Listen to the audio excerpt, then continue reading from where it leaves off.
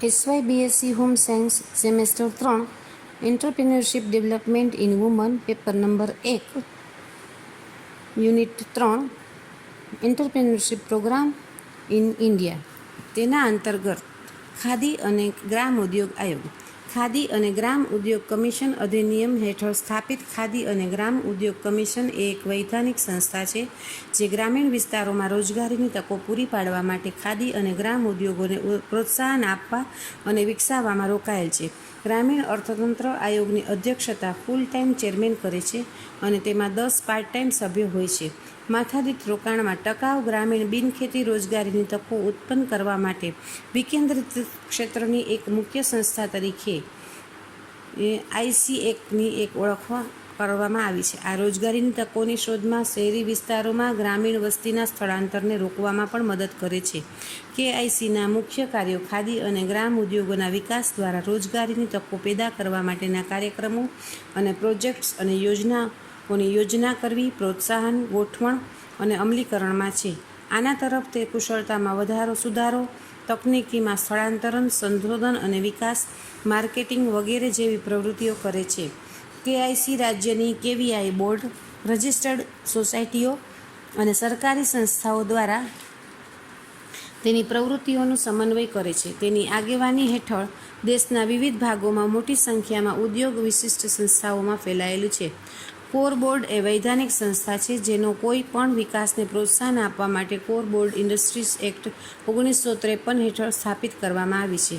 ત્યાર પછી છે national small industries corporation limited. 1955માં સ્થાપિત NSIC અધ્યક્ષ કમ મેનેજિંગ ડિરેક્ટરની અધ્યક્ષતા ધરાવે છે અને બોર્ડ ઓફ ડિરેક્ટર દ્વારા સંચાલિત છે. કોર્પોરેશનનું મુખ્ય કાર્ય દેશમાં સૂક્ષ્મ અને નાના ઉદ્યોગોના વિકાસને પ્રોત્સાહન, સહાય અને પ્રોત્સાહન આપવાનું છે. સામાન્ય રીતે વ્યાપારી ધોરણે કાચા માલના પ્રાપ્તિના ક્ષેત્રોમાં NSIC સૂક્ષ્મ અને નાના ઉદ્યોગોને વિવિધ આવશ્યકતાઓને પૂરી પાડતી વિવિધ સહાયક સેવાઓ પૂરી પાડે છે. ઉત્પાદન, માર્કેટિંગ, ક્રેડિટ રેટિંગ, તકનીકોનું સંપાદન, આધુનિક વ્યવસ્થાપન પદ્ધતિઓ અપનાવવા વગેરે.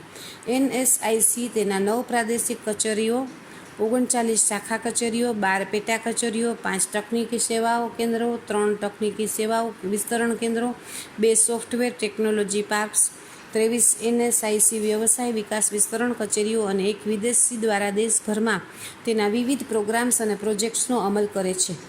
ત્યાર પછી છે સ્ટેટ ફાઇનાન્શિયલ કોર્પોરેશન. રાજ્ય નાણાકીય નિગમો એ રાજ્ય કક્ષાની નાણાકીય સંસ્થાઓ છે જે સંબંધિત રાજ્યોમાં નાના અને મધ્યમ ઉદ્યોગોના વિકાસમાં મહત્વપૂર્ણ ભૂમિકા ભજવે છે. તેઓ ડિબેન્ચર્સ, ઇક્વિટી, ટર્મ લોન, ગેરંટીઝ, વિનિમય અને બીજ, વિશેષ મૂડીના બિલની છૂટછાટ વગેરેના સીધા સબસ્ક્રિપ્શનના રૂપમાં આર્થિક સહાય આપે છે. વધારે રોકાણને ઉત્તેજિત કરવા, વધુ રોજગાર અને અન્ય લોકોને ઉત્તેજન આપવાના હેતુથી FSC ઉદ્યોગોના માલિકીનો આધાર વધારો. તેઓને ટિશ્યુ કલ્ચર, ફ્લોરિકલ્ચર, મરઘા ઉછેર, એન્જિનિયરિંગ, માર્કેટિંગ અને કમર્શિયલ સંકુલને લગતી સેવાઓ જેવી નવી વ્યવસાય પ્રવૃત્તિઓને પણ સહાય આપવાનું શરૂ કર્યું છે. ભારતમાં 18 રાજ્ય નાણાકીય નિગમો છે.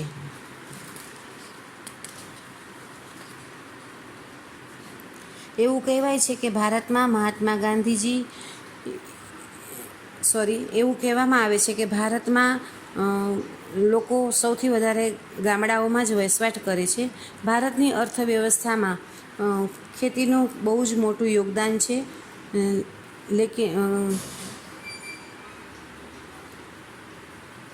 કેટલાક પાછલા 20-25 વર્ષમાં ગ્રામીણ યુવાઓ પણ ગામડામાંથી શહેરમાં સ્થળાંતરિત થયા છે, જેના કારણે ગામડાઓ તૂટવા માંડ્યા છે.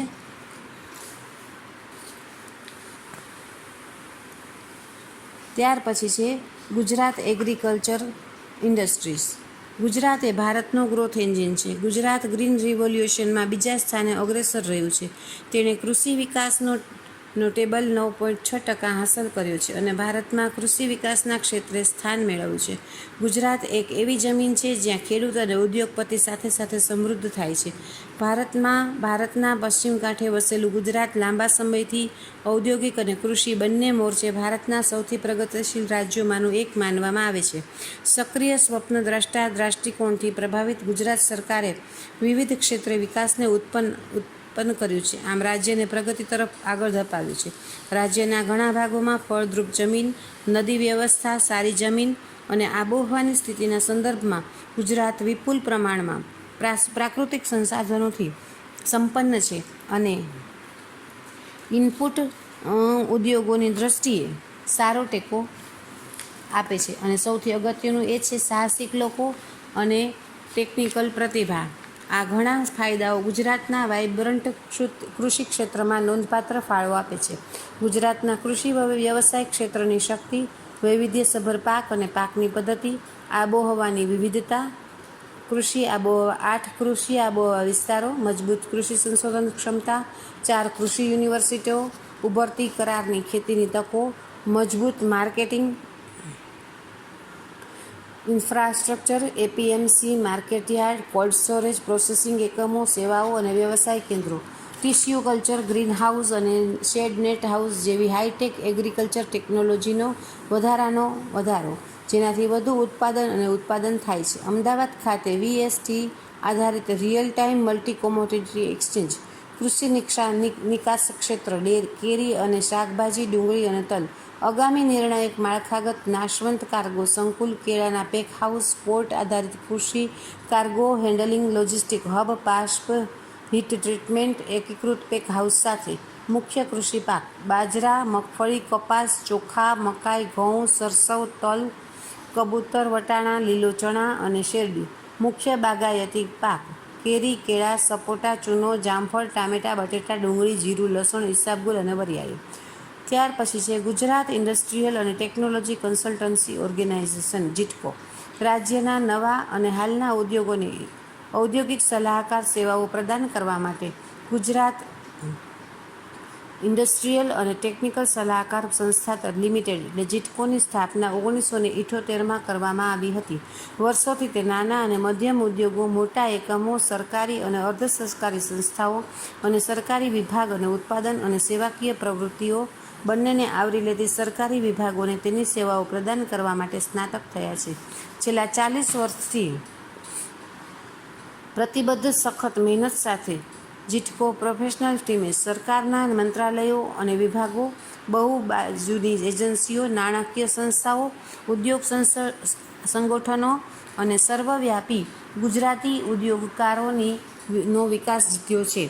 વ્યવસાયિક ઇનપુટની સાથે અંતર્ગત ગુજરાતી આંતરદૃષ્ટિ અને વ્યાવસાયિક કુશળતા અમને અમારા સલાહકાર સોંપણીમાં નવીન દૃષ્ટિકોણ આપવા સક્ષમ બનાવે છે. સંતુલિત વિકાસ અને વિકાસ સુનિશ્ચિત કરવાના હેતુથી અમે હાલમાં સામાન્ય અને વિશિષ્ટ ક્ષેત્રે અમે અમારી સેવાઓ પ્રદાન કરીએ છીએ.